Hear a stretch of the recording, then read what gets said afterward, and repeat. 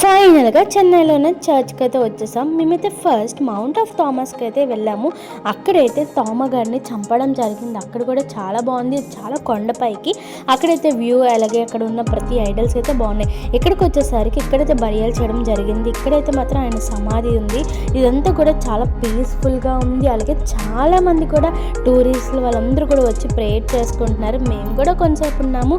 ఇక్కడ ఇవన్నీ చూసేటప్పటికి అప్పట్లో ఎలా ఉండేవి ఓల్డెన్ డేస్లో మాకైతే మాత్రం ఇక్కడ బాగా కనబడ్డాయి బైబిల్స్, అలాగే ఐడల్స్. ఇంకా చాలా అంటే చాలా చూసాం మేము ఇక్కడైతే మాత్రం. మాకైతే మాత్రం ఒక థ్రిల్గా అయితే అనిపించింది. ఇంకా బయటకు వచ్చేసరికి చర్చ్ అయితే చాలా బాగుంది. చిన్న వర్షంతో క్లైమేట్ అయితే సూపర్గా ఉంది.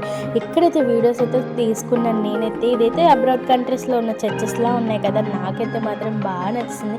మీకు నచ్చింది అయితే కామెంట్ చేయండి. ఇంకా ఫైనల్గా అయిపోయాక మేమైతే లంచ్కి అయితే వెళ్ళిపోయాము. లంచ్ బాగా తినేసాక బయటకు వెళ్ళాం అనుకోండి. సబ్స్క్రైబ్.